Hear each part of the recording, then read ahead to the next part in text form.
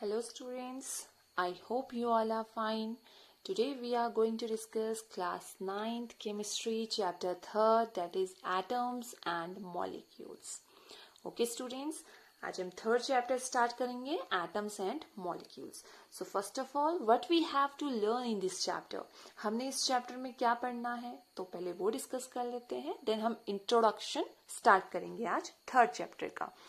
So students, first जो हम पढ़ेंगे वो पढ़ेंगे obviously introduction of the chapter. ठीक है, कहाँ से स्टार्ट हुआ एटम्स एंड मॉलिक्यूल्स का कॉन्सेप्ट, कहाँ से आया वो हम इंट्रोड्यूस करेंगे.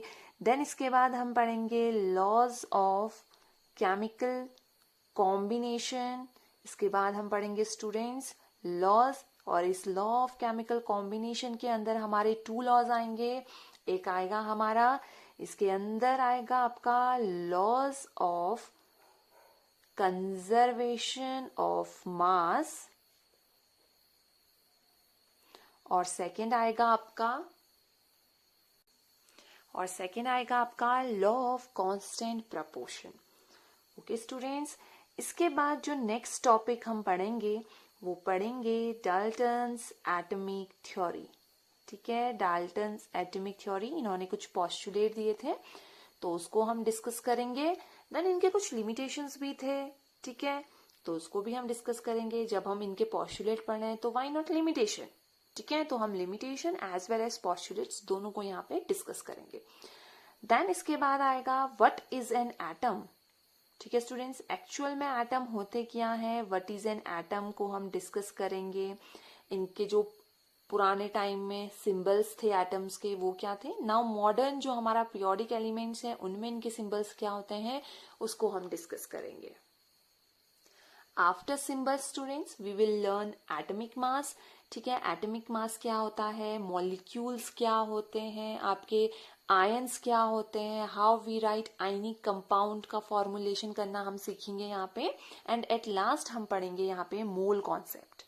ठीक है स्टूडेंट्स, तो ये हमारे इंपॉर्टेंट टॉपिक्स हैं जो हमने कवर करने हैं इस चैप्टर में. So students, these are the topics we have to cover in this chapter. So let's start. Introduction की हम बात करते हैं स्टूडेंट्स. तो जो हमारे एंशियंट इंडियन में जो हमारे फिलोसोफर थे, ठीक है, और जो ग्रीक फिलोसोफर्स थे, they have always wandered about the unknown and unseen form of matter. ठीक है, वो हमेशा कुछ ना कुछ डिस्कवरी करते ही रहते थे. तो हमारे जो फिलोसोफर थे उन्होंने एक बार बोला कि we shall get smaller and smaller particles. ठीक है, तो उन्होंने क्या किया, एक मैटर को लिया. सपोज हमारे पास एक पेन है, अगर मैं इसको ब्रेक डाउन करूं पीसेस में तो आप क्या देखोगे, एक टाइम बाद आपको इतना स्मॉल पार्टिकल मिलेगा, इतना स्मॉल पोर्शन मिलेगा इस पेन का कि आप उसको फर्दर डिवाइड नहीं कर पाओगे, है ना. तो क्या बोला हमारे जो ये फिलोसोफर्स थे उन्होंने कि particles normally exist in combined form. तो क्या बोला स्टूडेंट्स हमारे फिलोसोफर ने, इन्होंने बोला कि if we go on dividing matter. ठीक है, मैटर हमें पता है, हमने फर्स्ट चैप्टर में पढ़ा हुआ है मैटर क्या होते हैं, anything that has mass and occupy space. तो जैसे ये पेन है, ये मैटर है क्योंकि इसका एक मास है और हम इसको ये इसने क्या किया, एक स्पेस ऑक्यूपाई किया हुआ है. कॉपी आपको दिख रही है, कॉपी का मास होता है, उसने स्पेस ऑक्यूपाई किया है, तो ये क्या है, आपके मैटर होते हैं. तो अब इन मैटर को अगर हम क्या करें, डिवाइड करें स्मॉल स्मॉल पोर्शंस में, तो एक टाइम ऐसा आएगा कि हमें सबसे स्मॉल पार्टिकल्स का क्या होगा, फॉर्मेशन होगा, मतलब हमें मिलेगा, ऑब्टेन्ड होगा. So if we go on dividing matter we shall get smaller and smaller particles.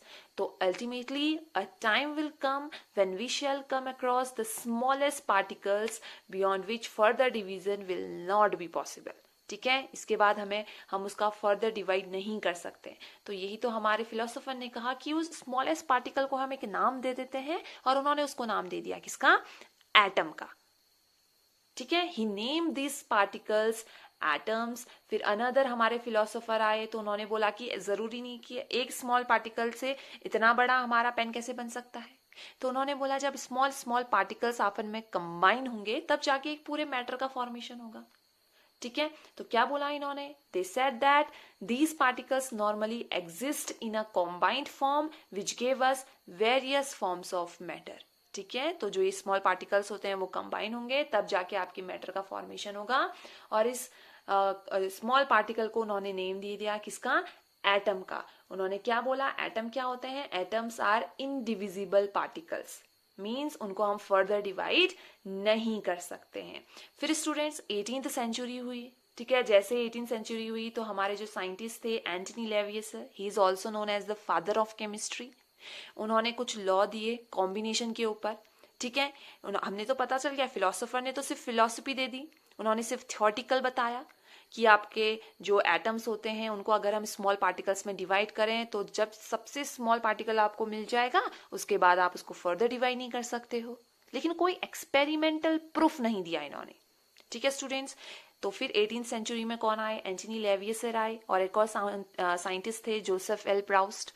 इन्होंने क्या किया, इन्होंने लॉ ऑफ केमिकल कॉम्बिनेशन दिया कि कैसे हमारे जो ये स्मॉल पार्टिकल्स हैं वो कॉम्बाइन होते हैं, ठीक है, वो कंबाइन होते हैं। तो हमने अब पढ़ना है नेक्स्ट इन लॉस के बारे में, ठीक है। ये था जनरल इंट्रोडक्शन हमारा।